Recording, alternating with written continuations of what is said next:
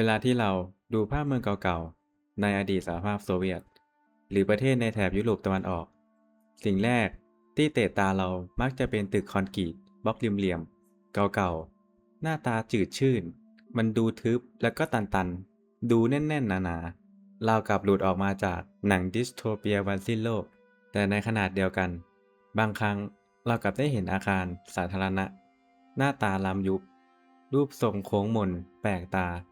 เราวกับเป็นจานบินของมนุษย์ต่างดาวที่ตกลงมาบนโลก สิ่งเหล่านี้คือสิ่งที่นักออกแบบทั่วโลกเรียกว่าสถาปัตยกรรมโซเวียตซึ่งในปัจจุบันมันกลายเป็นกระแสที่คนรุ่นใหม่ให้ความสนใจเพราะว่าเป็นความขัดแย้งในตัวเองอาคารพวกนี้ดูน่าเกรงขามทรงพลังแต่ชวนให้รู้สึกหดหู่และโดดเดี่ยวในเวลาเดียวกันแล้วก็เคยสงสัยไหมว่าภายใต้ระบอบคอมมิวนิสต์อันเข้มงวด ทำไมงานออกแบบถึงได้สะบัดตัวไปมาได้สุดโต่งขนาดนี้ จากห้องพักรวมสุดแออัดสู่พระราชวังทองคำอันหรูหราแล้วทำไมจู่ๆถึงพลิกกลับมาเป็นกองคอนกรีตเก่าๆ ก่อนจะปิดฉากยุบอวกาศหลุดโลก วันนี้ผมจะพาทุกคนย้อนเวลาไปเจาะลึกประวัติศาสตร์กว่า 60 ปี ผ่าน4ยุคสำคัญของสถาปัตยกรรมโซเวียตที่ไม่ได้เกิดขึ้นเพราะความบังเอิญ แต่ถูกขับเคลื่อนด้วยเส้นเรื่องทางการเมืองอุดมการณ์บ้าพลังและวิกฤตระดับชาติเริ่มกันในยุคแรกยุคนี้เกิดขึ้นทันทีหลังการปฏิวัติรัสเซียในปี 1917 เมื่อพรรคบอลเชวิกโค่นล้มระบอบกษัตริย์และสถาปนาสหภาพโซเวียตขึ้นมาในช่วงทศวรรษ 1920 อารมณ์ของคนในชาติคือความตื่นเต้นทุกคนรู้สึกว่าเรากำลังจะสร้างโลกใบใหม่ที่เท่าเทียมเพราะฉะนั้นศิลปะและสถาปัตยกรรมแบบเดิมที่เคยรับใช้ชั้นสูงหรือพวกราชวงศ์ต้องถูกล้างบางทิ้งให้หมดศิลปินและสถาปนิกกลุ่มหัวก้าวหน้าหรือกลุ่มอแวนการ์ดิสต์ในรัสเซียยุคนั้นได้ให้กำเนิดแนวคิดที่เรียกว่า Constructivism พวกเขามองว่าอาคาร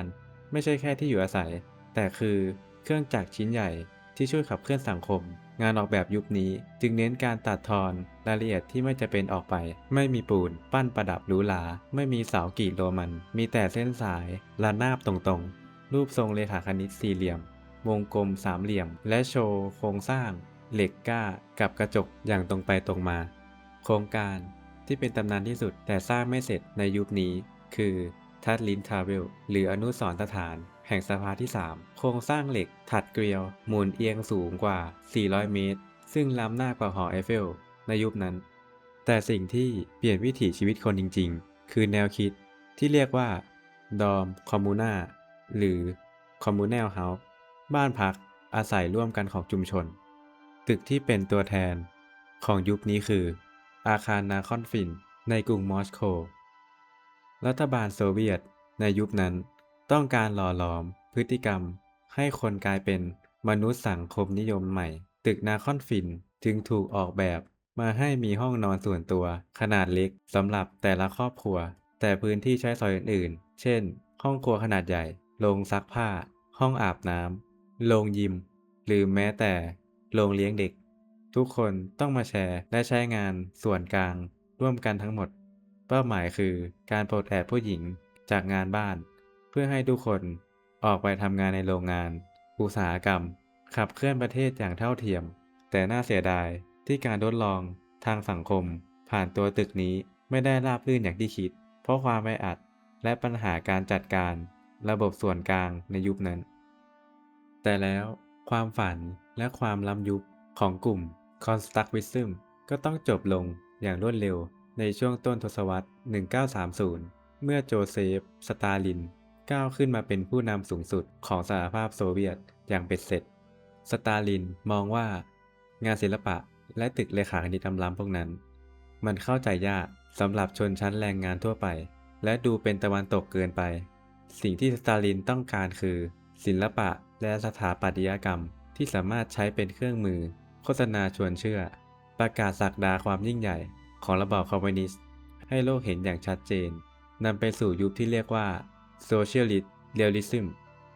หรือที่เราเรียกติดปากว่า Stalinist Architecture หรือว่าสถาปัตยกรรมยุคสตาลินแนวคิดหลักของยุคนี้คือ เปลี่ยนเมืองให้กลายเป็นพระราชวังเพื่อประชาชน สตาลิน สั่งแบนความโมเดิร์นทั้งหมดและหันกลับไปหยิบความหรูหราแบบคลาสสิกนีโอคลาสสิกแกนบาร์ลอกมารวมเข้ากับสัญลักษณ์คอมมิวนิสต์เช่นรูปเคียวค้อนและรูปปั้นกรรมกรแรงงานตัวอย่างที่ชัดเจนที่สุดและยังคงใช้งานอยู่จนถึงทุกวันนี้ก็คือระบบรถไฟฟ้าใต้ดินกรุงมอสโกถ้าใครเคยเห็นภาพสถานีรถไฟใต้ดินที่บุด้วยหินอ่อนขัดเงาวับประดับประดาด้วยโคมไฟระยะคริสตจักรขนาดมหึมามีภาพโมเสกสีสันสดใสบนเพดานราวกับหลุดเข้าไปในราชวังของกษัตริย์ยุโรปนั่นแหละคือมรดกของสตาลินแนวคิดคือชนชั้นแรงงานที่เหน็ดเหนื่อยจากการทำงานเมื่อก้าวลงมาในรถไฟฟ้าใต้ดินพวกเขาควรจะรู้สึกว่าตัวเองกำลังเดินอยู่ในพระราชวังที่เป็นของพวกเขาเองนอกจากนี้สตาลินยังสร้างตึกลากฟ้าทรงยอดแหลมขนาดมหึมา7ตึกล้อมรอบกรุงมอสโกที่เรียกว่า Seven Sisters 7พี่น้องซึ่งรวมถึงตึกมหาลัยมอสโกด้วยตึกเหล่านี้มีขนาดใหญ่โตมั่นคงและดูน่าเกรงขามเพื่อเป็นสัญลักษณ์บอกว่าสหภาพโซเวียตคือมหาอำนาจที่ไม่มีวันล่มสลายแต่ทว่าสิ่งก่อสร้างที่ดูหราเหล่านี้ต้องแลกมาด้วยงบประมาณมหาศาลของประเทศในขณะที่ประชาชนส่วนใหญ่ยังคงต้องอดอยากและไม่มีที่อยู่อาศัยเป็นของตัวเองจุดเปลี่ยนครั้งใหญ่ที่สุดในหน้าประวัติศาสตร์เกิดขึ้นหลังจากที่สตาลินเสียชีวิตลงในปี 1953 และนิกิตาคูชชอฟขึ้นมาเป็นผู้นำคนใหม่คูชชอฟได้ทำสิ่งที่โลกต้องจารึกนั่นคือการออกมาด่าและประณามความฟุ่มเฟือยในยุคสตาลินอย่างรุนแรงเขามองว่าเงินจำนวนมหาศาลที่เอาไปสร้างเสาหินอ่อนหรือโคมไฟระยะมันคือเรื่องไร้สาระในขณะที่ประเทศกำลังเผชิญกับวิกฤตที่อยู่อาศัยขั้นรุนแรงหลังสงครามโลกครั้งที่2เมืองใหญ่ถูกทำลายราบคนนับล้านไม่มีบ้านอยู่คูชชอฟจึงออกคำสั่งเฉียบขาดว่าต่อจากนี้ไปงานสถาปัตยกรรมต้องเน้นประโยชน์ใช้สอยสูงสุดตัดสิ่งฟุ่มเฟือยทิ้งให้หมดและต้องสร้างให้เร็วที่สุดถูกที่สุดเพื่อให้ประชาชนมีบ้านอยู่และนั่นคือต้นกำเนิดของตึกที่เราคุ้นตากันดีในชื่อคูชชอฟกาวิธีคิดของวิศวกรโซเวียตในยุคนั้นฉลาดและดิบมากพวกเขาเลิกสร้างตึกทีละอิฐแต่เปลี่ยนมาสร้างโรงงานผลิตชิ้นส่วนตึกสำเร็จรูปรอแผงคอนกรีตขนาดใหญ่มาจากโรงงานและขนใส่รถบรรทุก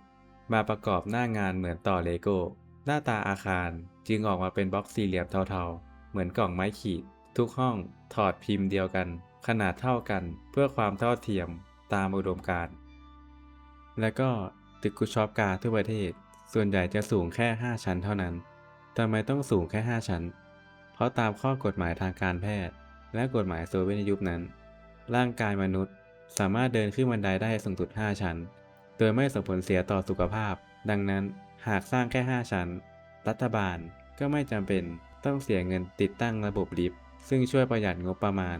และประหยัดเวลาไปได้มหาศาลตึกกล่องไม้ขีดพวกนั้นถูกสร้างขึ้นอย่างรวดเร็วราวกับปาฏิหาริย์ผุดขึ้นเป็นดอกเห็ดทั่วทั้งสหภาพโซเวียต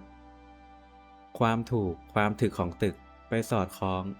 กับกระแสสถาปัตยกรรมระดับโลกที่เรียกว่าบูทัลิซึมซึ่งมาจากภาษาฝรั่งเศสว่า Beton Brut แปลว่าคอนกรีตดิบยุคนี้สถาปนิกโซเวียตจะเน้นโชว์พื้นผิวคอนกรีตหยาบทึบๆแน่นๆโดยไม่ทาสีไม่ตกแต่งเพื่อแสดงถึงความจริงใจความแข็งแกร่งและอุดมการณ์ของชนชั้นแรงงาน อย่างแท้จริงแม้ว่าในมุมมองของคนรุ่นหลังมันจะดูหมองมน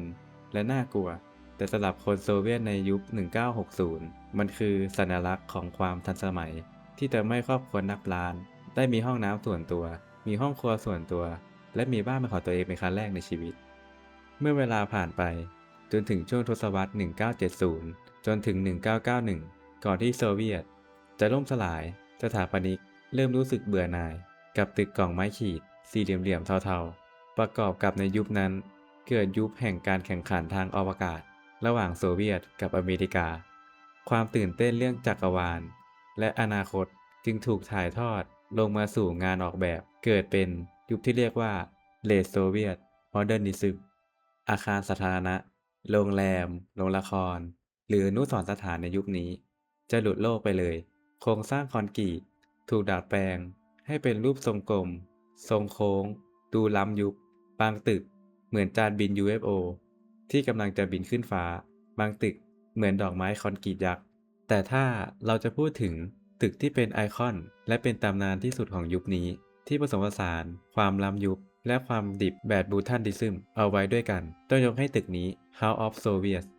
ในเมืองคาลินิกราดคนในพื้นที่ตั้งฉายาให้ตึกนี้ว่าหุ่นยนต์ที่ถูกฝังดินเพราะถ้าเรามองจากภายนอกอาคารคอนกรีตทึบๆสองฝั่งที่มีทางเชื่อมตรงกลางมันดูเหมือนหัวของหุ่นยนต์ยักษ์ในอนิเมะไซไฟที่โผล่พ้นดินขึ้นมาจนถึงช่วงไหล่เป๊ะๆเรื่องราวของตึกนี้เต็มไปด้วยความย้อนแย้งทางการเมืองในอดีตเมืองนี้เคยเป็นของเยอรมันมีปราสาทเก่าแก่อย่างปราสาทเคิร์นิงแบกตั้งอยู่แต่รัฐบาลโซเวียตมองว่าปราสาทนี้คือสัญลักษณ์ของฟรังซิสและสตินาจึงสั่งระเบิดทำลายทิ้งแล้วสร้างตึก House of Soviets คอนกรีตยักษ์นี้ทับลงไปเพื่อประกาศชัยชนะ แต่เรื่องราวกลับเหมือนมีอาถรรพ์เพราะโครงสร้างคอนกรีตที่หนักเกินไปบวกกับชั้นดินด้านล่างที่เป็นคูเมืองเก่าและซากปรักหักพังของปราสาทเดิมทำให้เกิดปัญหาดินยวบโครงสร้างเริ่มทรุดและพังทลายลงมาบางส่วนประกอบกับเงินทุนของรัฐบาลโซเวียตเริ่มหมดการก่อสร้างจึงต้องหยุดชะงักลงในปี 1985 ที่ชั้น 21 จากที่ตั้งใจจะสร้าง 28 ชั้นตึกหุ่นยนต์ยักษ์ตัวนี้จึงถูกทิ้งร้างเป็นซากคอนกรีตดิบๆและจิตวิญญาณมานานหลายทศวรรษจนกระทั่งในที่สุดมันเพิ่งถูกทุบทำลายทิ้งไปเมื่อปี 2023 ปิดตำนานหุ่นยนต์คอนกรีตแห่งโซเวียตไปอย่างถาวรจากความฝันที่จะสร้างสังคมใหม่ในยุคปฏิวัติสู่พระราชวังหรูหราของสตาลินต่อเนื่องมาถึงตึกกล่องไม้ขีดกู้ชีพของครูชชอฟ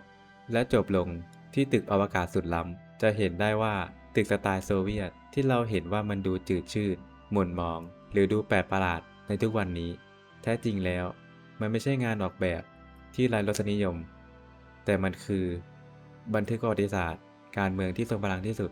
ของความพยายามที่จะเปลี่ยนโลกและวิถีชีวิตของมนุษย์ผ่านก้อนคอนกรีตสำเร็จรูปแม้ว่าในปัจจุบันประเทศสหภาพโซเวียตจะล่มสลายหายไปจากแผนที่โลกมานานแล้วแต่มรดกคอนกรีตดิบๆเหล่านี้ยังคงทำหน้าที่เล่าเรื่องราวในอดีตให้เราได้ยินอยู่เสมอ